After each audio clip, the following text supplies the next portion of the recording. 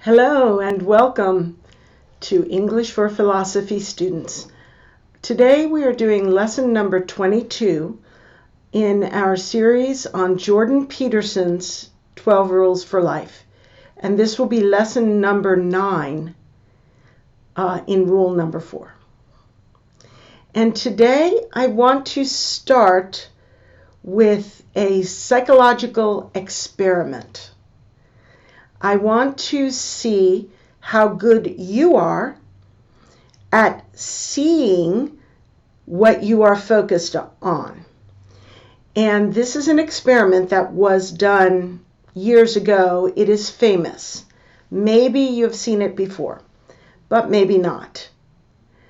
What you are supposed to do is watch the video that I am about to show and count how many times the team in white clothing passes the basketball.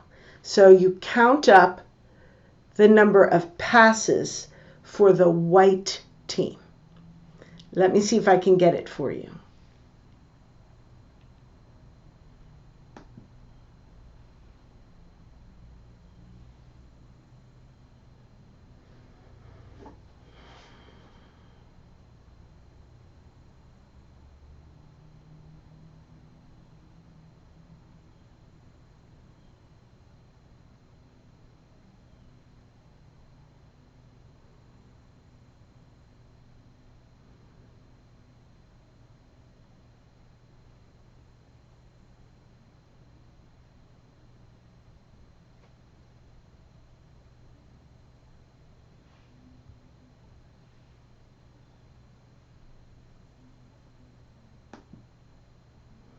How many times did the white team pass the ball? 13, 14. The answer is coming. Let me give you the answer. But there was something interesting. While you were watching the video, did you notice the gorilla? There was a gorilla in the picture. He waltzed across the stage and did this and then waltzed out. Did you see that? Let's play the rest of the video.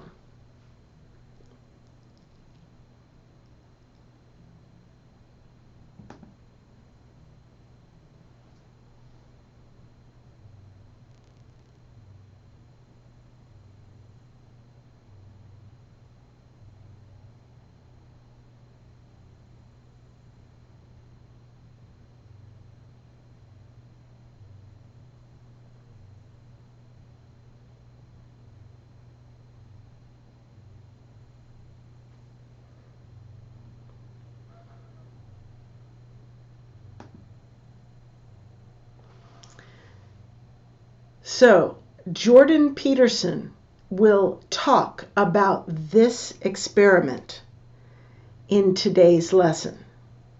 So let's go on to Jordan's material.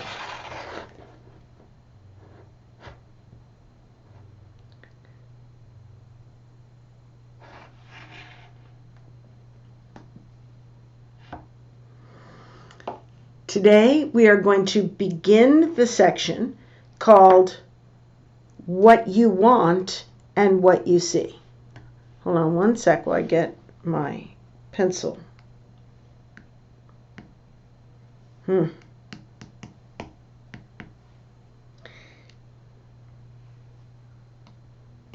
Wow, my pencil's not working. Let me make sure. Okay, now it's working. Okay, what you want and what you see. Let's read. The dependency of sight on aim and therefore on value, because you aim at what you value, was demonstrated unforgettably by the cognitive psychologist Daniel Simons more than 15 years ago. Simons was investigating something called sustained inattentional blindness. He would sit his research subjects in front of a video monitor and show them, for example, a field of wheat. Then he would transform the photos slowly, secretly. Slowly and secretly while they watched. He would slowly fade in a road cutting through the wheat. He didn't insert some little easy-to-miss footpath either. It was a major trail occupying a good third of the image. Remarkably, the observers would frequently fail to take notice. So let's start out. We are talking about a phenomenon called sustained inattentional blindness. Sustained means over time.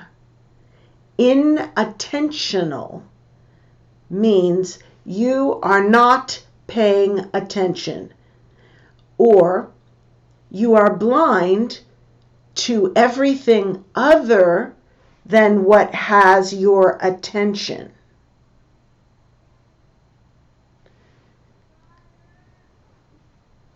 So let's start at the beginning. The dependency of sight on aim.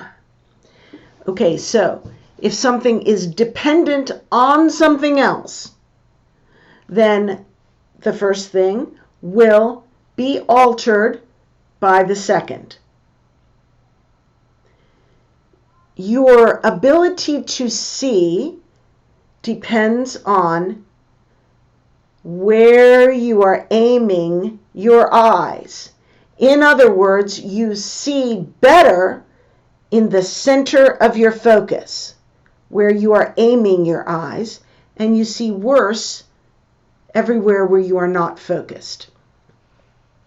Sight is dependent upon aim, and therefore means because sight is dependent on aim, then sight is also dependent on value. Because you aim at what you value. The dependency of sight on aim and the dependency of sight on value. We see what we value. We see what we aim our eyes on, what we are looking for. We look and search and hunt for what we value, and then we see it.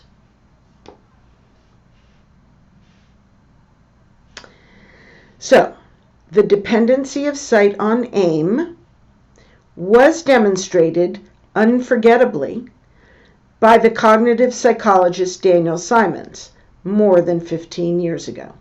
So, this fact that sight is dependent on aim was demonstrated by this guy 15 years ago. That's the important part. And the rest is just more information. It was demonstrated unforgettably. I bet you won't forget the gorilla video after we speak about it. It was demonstrated by Daniel Simons, who is a cognitive psychologist, a psychologist who specifies in how we think and perceive. More than 15 years ago. Simons was investigating something called sustained inattentional blindness.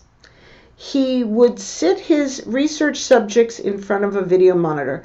I want to explain the meaning of this. when they say he would do this, it means habitually. He would do this all the time. This is his modus operandi. That word would, in this construction, it's used all the time. I could say, when I was a child, I would go to school in a carpool with my neighbor. I would means I habitually did. You might say, when I was single, I would stay out all night, meaning I often stayed out all night. So would is what we use to mean habit. So this guy Simons would regularly, this was his modus operandi, he would sit his research subjects in front of a video monitor. We might say he would sit them down in front of a monitor. Sit down means to take a seat. If I sit you down, I am making you take a seat. So this construction, he would sit his subjects down. He is leaving off the word down, but that is what it means. He would habitually make his subjects sit in front of a video monitor and show them, for example, a field of wheat.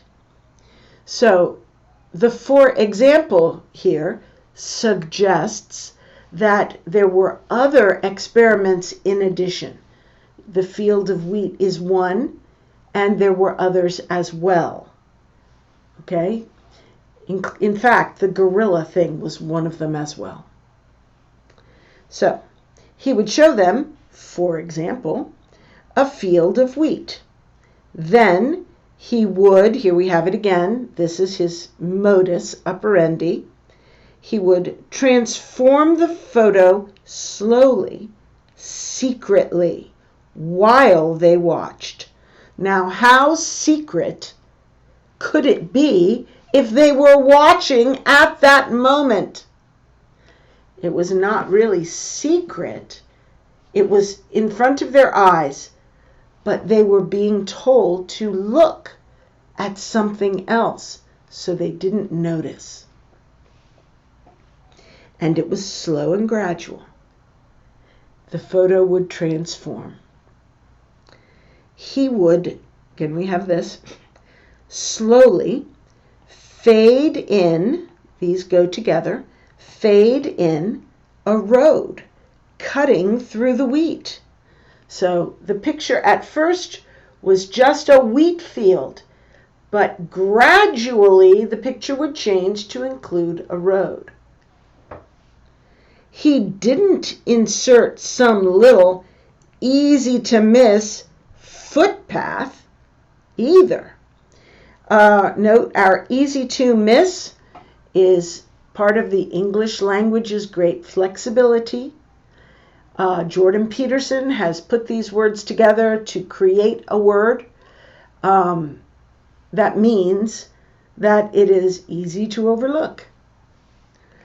Footpath is not a road. A road is a big thing that you could take a vehicle through. A footpath, one person can walk on. So not some little easy to miss footpath either. The reason he has either here is it's a figure of speech. When you're saying some things in language you have to catch rather than be taught. This one is going to be hard for me to explain, but I understand it. When you are talking about doing something difficult, you can say, choose an easier method and say, not that easy thing either. It was this. And you put the word either in there. I don't know why we put the word either in there, but it is a construction. I may say, I am baking a wedding cake, and not some little box layer cake either. It's going to be 7 stories tall with real fondant icing. So I'm doing something big, not something small either. Something really big. So it's a construction. It was a major trail occupying a good third of the image. Okay, so it's not a little footpath either. It's a major trail. So a significant trail. We're not talking about an asphalt road. We are talking probably unpaved. But a major trail occupying a good third. So we must ask the question, why does he use the word good here? He could have said occupying 1/3 of the image. That would be very precise, 1/3 of the image. But that is not the feel of this a good third.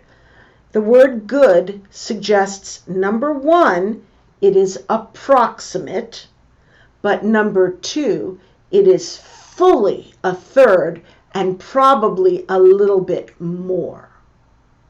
So a good third means approximately a third, but more rather than less.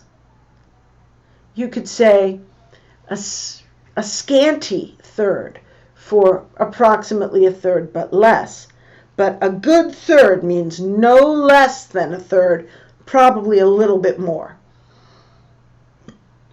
Remarkably, the observers would frequently fail to take notice. So remarkably prepares us for something surprising.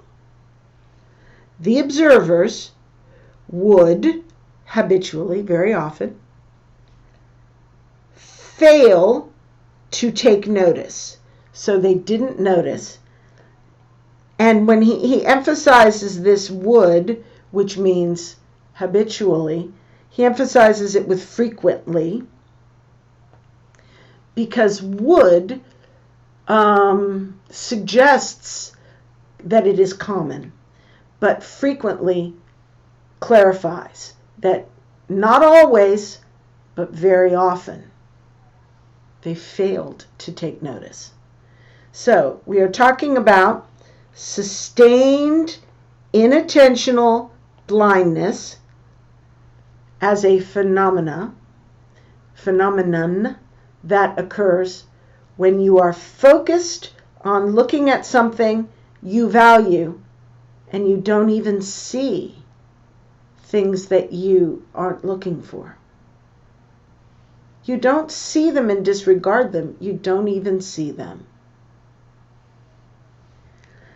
I need a new color.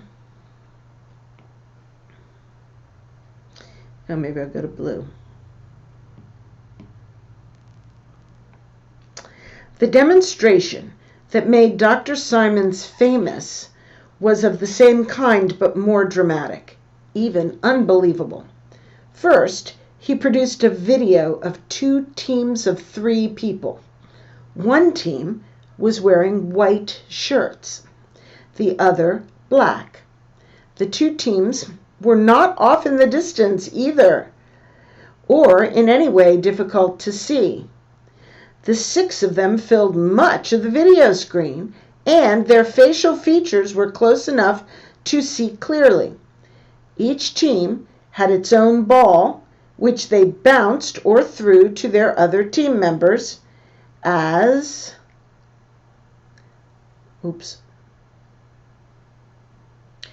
they moved and fainted in the small space in front of the elevators where the game was filmed. Once Dan had made his video, he showed it to his study participants. He asked each of them to count the number of times the white shirts threw the ball back and forth to one another. After a few minutes, his subjects were asked to report the number of passes. Most answered 15. That was the correct answer. Most felt pretty good about that. Ha! They passed the test. But then Dr. Simons asked, "Did you see the gorilla? Was this a joke? What gorilla?" So he said, "Watch the video again. But this time don't count." Sure enough, a minute or so in, a man dressed in a gorilla suit waltzes right into the middle of the game for a few long seconds, stops, and then beats his chest in the manner of stereotyped gorillas everywhere. Right in the middle of the screen, large as life, painfully and irrefutably evident. But 1 out of every 2 of his research subjects missed it the first time they saw the video. It gets worse. Dr. Simons did another study. This time he showed his subjects a video of someone being served at a counter. The server dips behind the counter to retrieve something and pops back up. So what? Most of his participants don't detect anything amiss. But it was a different person who stood up in the original server's place. No way, you think. I'd notice. But it's yes way. There was a high probability you wouldn't detect the change, even if the gender or race of the person is switched at the same time. You are blind too. So I combined those 2 paragraphs because really they belong together. This artificially separated the paragraphs. When you insert a quote, this kind of thing, you generally, or insert some dialogue, you generally give a new paragraph. But in this, really the whole thing went together. So I'm going back to the beginning. The demonstration that made Dr. Simons famous was of the same kind. So here we have our transition. What kind? It was the same kind as up here. An instance of demonstrating sustained inattentional blindness. So here's our transition. So it was the same kind, but more dramatic, even unbelievable. First, he produced a video of 2 teams of 3 people. One team was wearing white shirts, the other black. Now notice, here we are leaving things out. You must understand it as one team was wearing white shirts, the other team was wearing black shirts. Okay, so this black is replacing white, and you must understand that the whole sentence is repeated. Some are wearing white shirts and some are wearing black shirts. And the shorthand is this. The 2 teams were not off in the distance either. Same construction. If they were off in the distance, it would be easy to explain not seeing a gorilla. So no, they weren't off in the distance. That would be easy to explain. So they weren't that either. They were right up close. Same construction. They were not off in the distance either, or in any way difficult to see. They were not difficult to see. The 6 of them, meaning the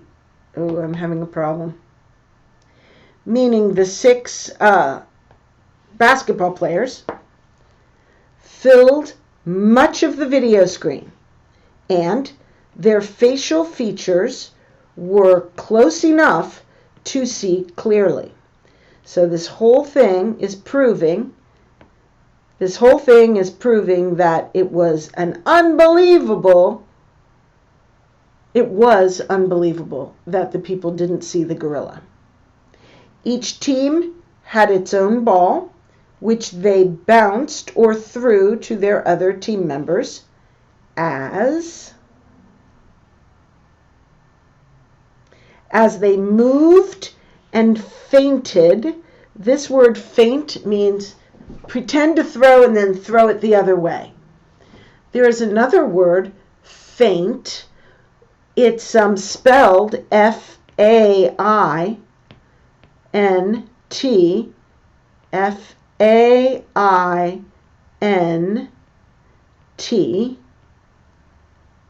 which means to lose consciousness. I have fainted. Oh. This one is E-I, and it means to pretend to do something and then to do something else. They moved and fainted in the small space in front of the elevators where the game was filmed. Once Dan had his video, he showed it to his study participants. He asked each of them to count the number of times the white shirts threw the ball back and forth to one another. Notice he says the white shirts to refer to the people wearing white shirts. Obviously, shirts do not throw anything. So, and he is artificially influencing their focus, where they're aiming their eyes. He is giving them something to value. When I took this test for myself, I didn't know about the gorilla. I thought, I will count right. And when I got the right answer, I felt great. I thought, I'm great. And then I found out I'd missed the gorilla. He's creating a value in counting. So you're hyper-focused on counting only the white shirts because you want to win the game, pass the test. He is creating value.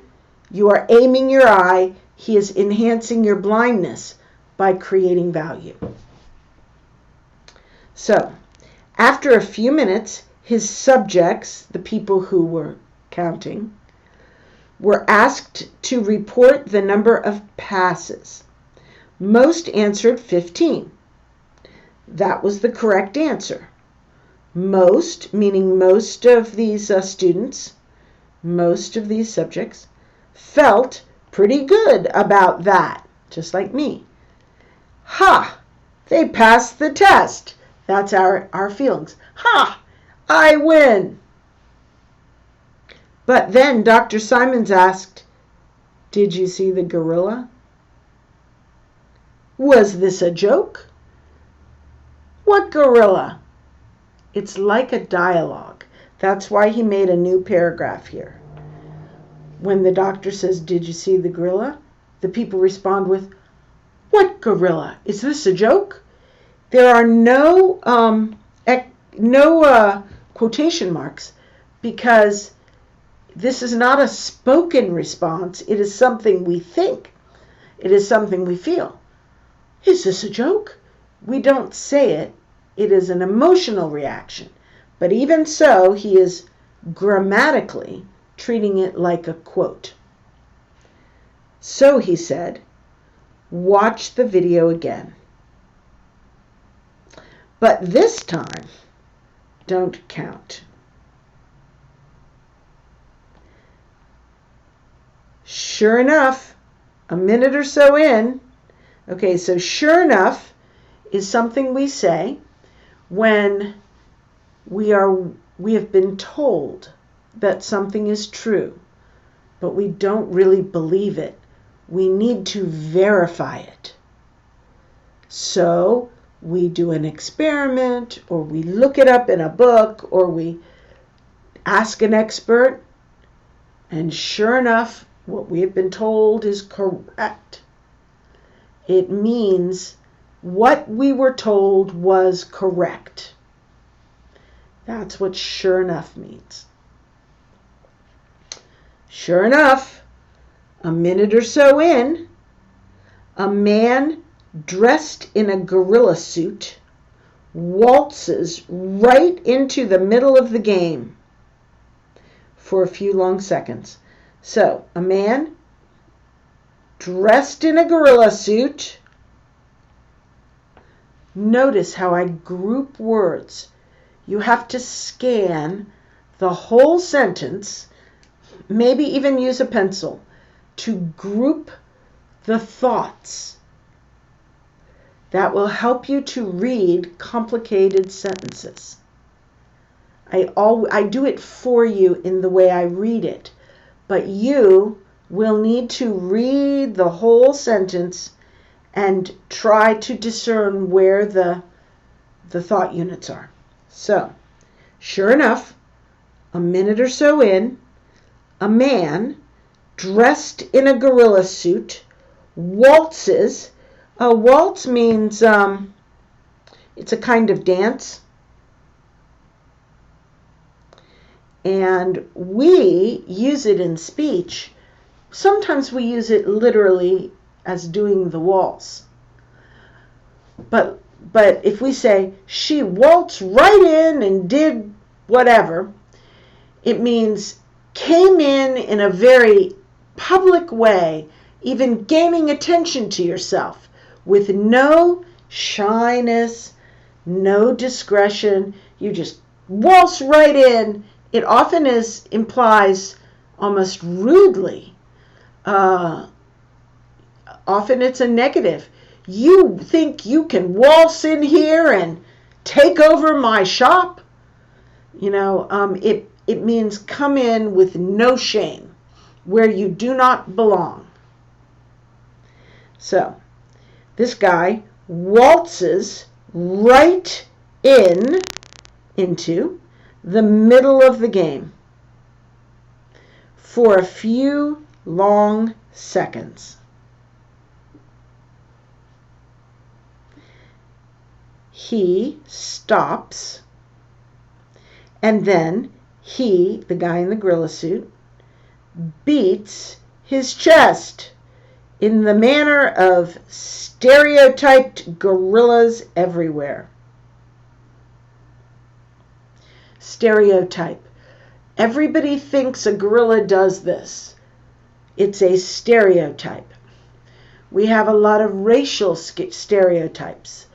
We think that black people like to eat fried chicken and watermelon. We think that Asian people are smart. We think that anyone who wears glasses is smart. These are stereotypes. We think that blonde women are dumb. These are all stereotypes. Right in the middle of the screen. Now notice, this is not a complete sentence. And so this is literary license. License is when you break the rules. You are taking a license. You are being licentious in a way. Jordan Peterson does this every now and again because his style is very, like verbal. It's like talking to people. He is not writing a careful treatise that, would be all grammatically correct. He uses more folksy language and idioms and expressions that you might hear in conversation.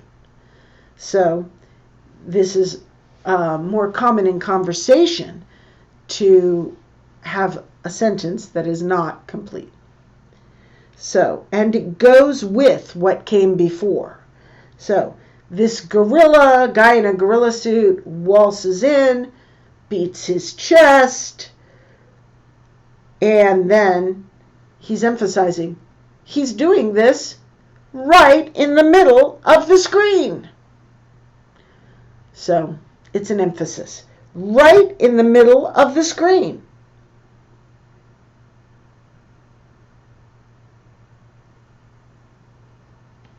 Large as life. Again, not a complete sentence. Painfully and irrefutably evident. Again, not a complete sentence. Each of these is a adjectival phrase modifying the gorilla, and his actions. So, maybe adverbial in some cases. Normally, in proper grammar, you would have commas, and you would weave it into a single sentence with a clear subject. But here, he's separating them with periods for emphasis, as if to pile up more and more evidence of the fact that nobody should have missed seeing him. Here he was, right in the middle of the screen, large as life, irrefutably evident. So, the whole point is, anyone who didn't see that gorilla is blind. But none of us are blind. We are only selectively blind to things that we are not paying attention to. All of this is support for this concept of selective, inattentional blindness. But, so now we're going to notice something unexpected.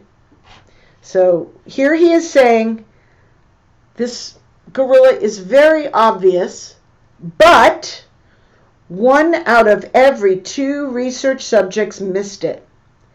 So the but is because it's very obvious, you would think you would see it, but no, people missed it. They did not see it. 1 out of every 2 of his research subjects missed it, meaning they didn't see it.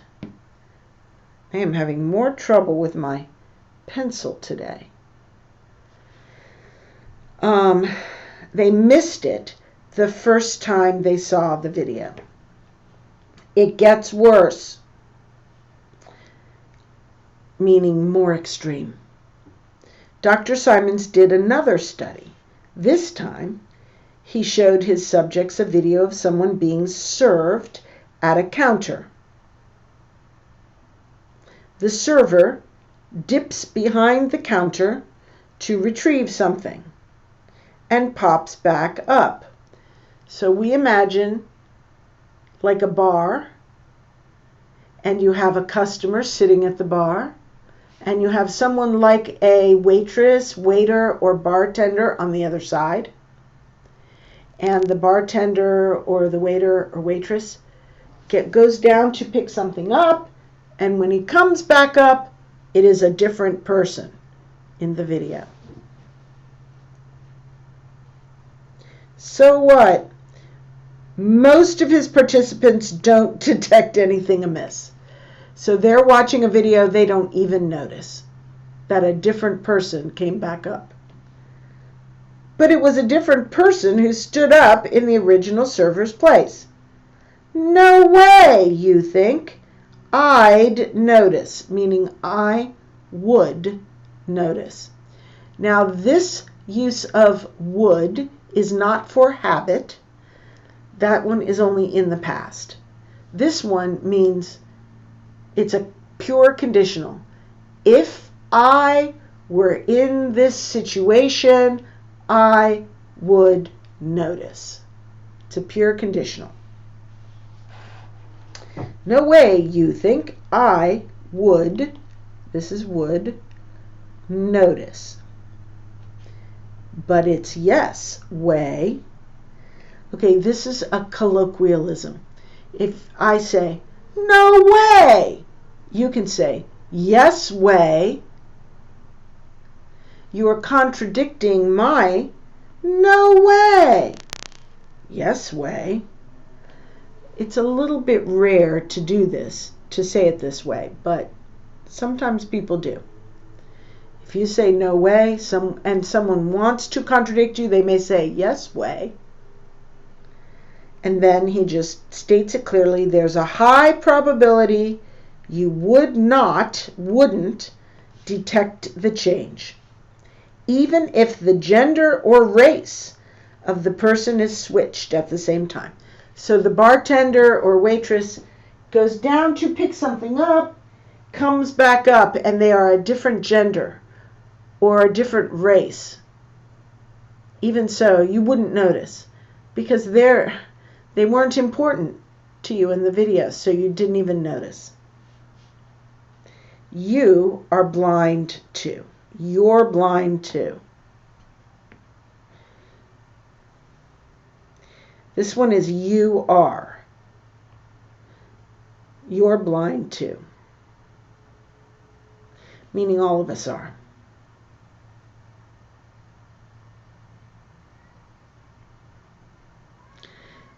This is partly because vision is expensive. Hold on.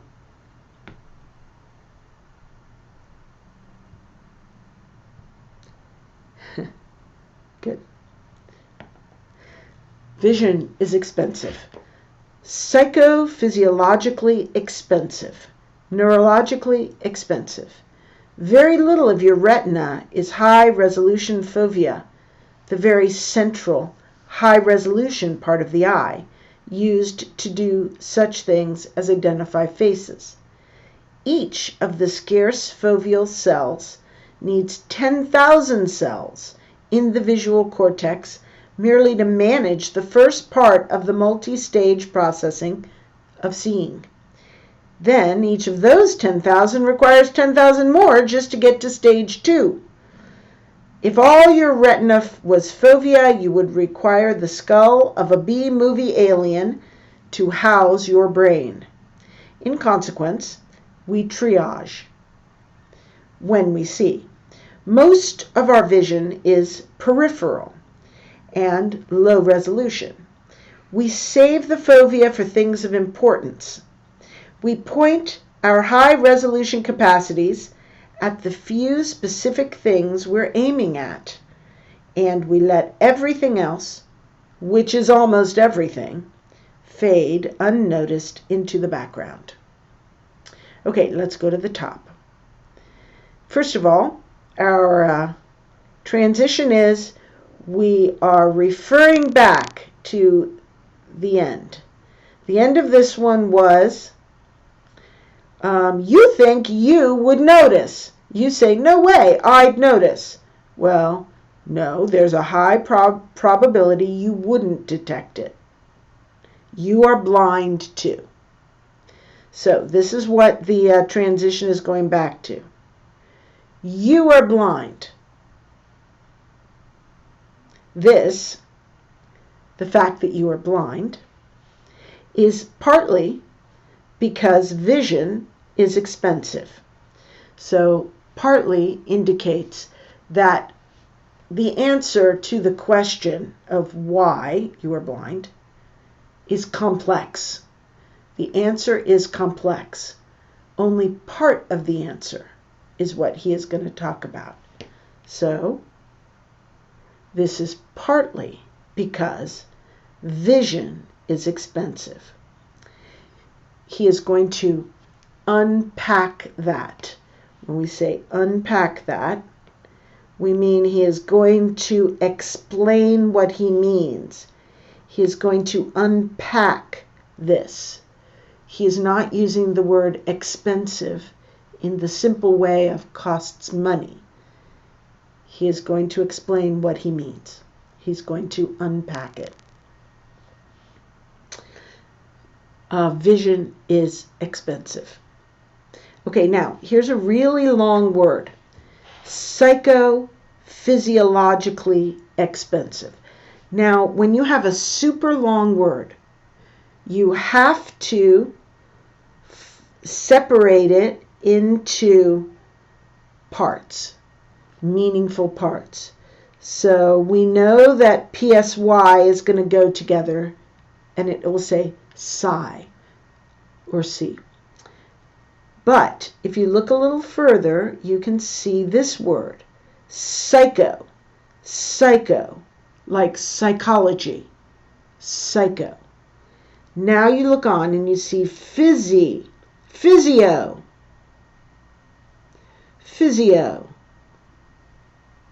Or when you see this all logical, here's the logical, and here's the ly. Psychophysiologically. Psychophysiologically.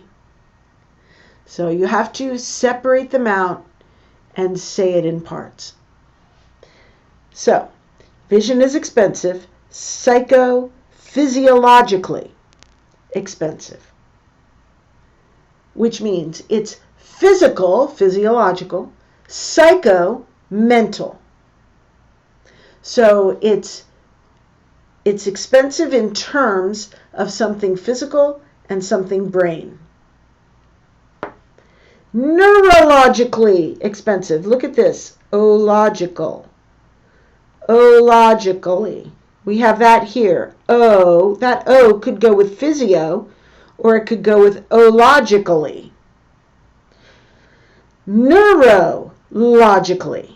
Neurologically expensive. That means nerves. Very little of your retina. Retina is part of the eye. The light touches the retina, and the cells in the retina send the sensation into the brain. Very little of your retina is high-resolution fovea. The word fovea I have never seen before. From the context, I assume it is a technical word for the cells in the center of your retina that are the most sensitive, that you use for focused vision. So, high resolution fovea. Very little of your retina is this. Just a little bit in the middle of your retina and the back of your eye. The very central, high resolution part of the eye. I believe that is the definition of fovea. The fovea is used to do such things as identify faces. It's not easy to identify faces. All faces are alike. 2 eyes, nose, mouth, very similar. But we are very good at telling people apart from small differences. Each of the scarce foveal cells, so scarce means there are not very many of them. Each one is precious because there are not very many. Each of the scarce foveal cells needs 10,000 cells in the visual cortex. Visual cortex is the part of the brain that receives the signal and processes it to create the picture that you think you see.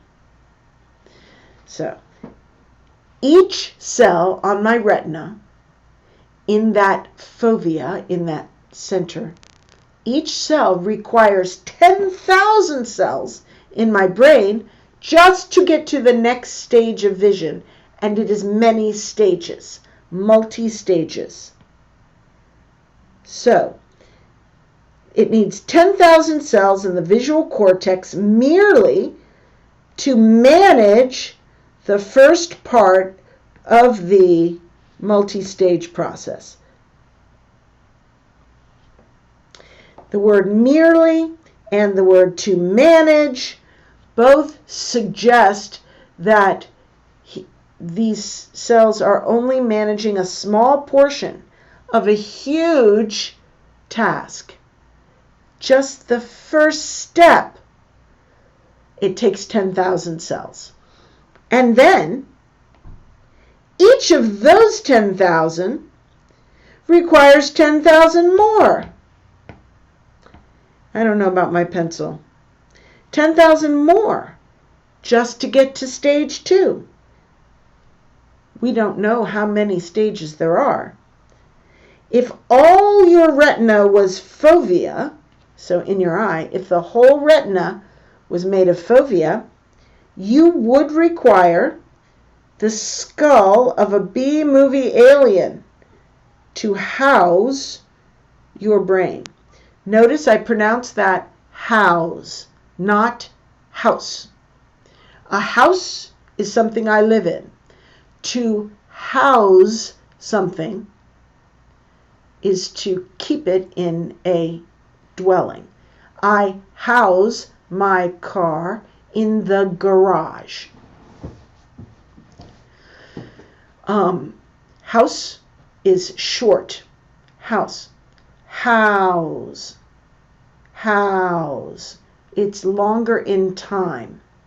And that gives the impression also that the last consonant is a Z instead of an S. House. House. But it's spelled exactly the same. So, if all your retina was fovea, you would require the skull of a B-movie alien to house your brain.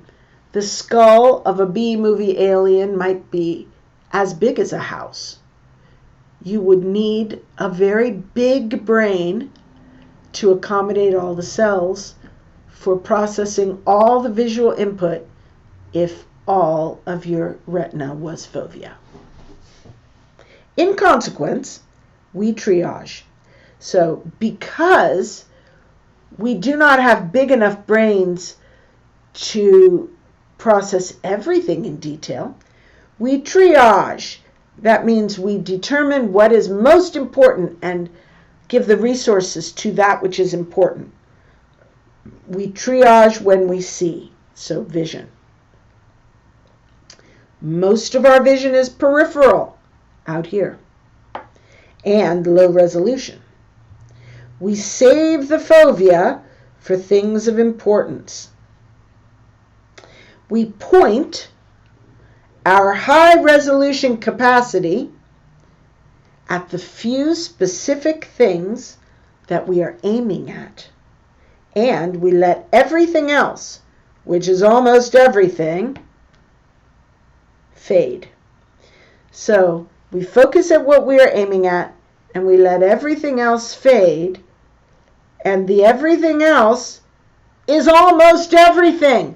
We only focus on a very small portion of our visual field.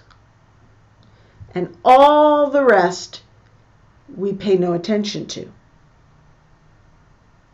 It fades unnoticed into the background. Okay, we're going to stop there and pick it up again next week. See you later.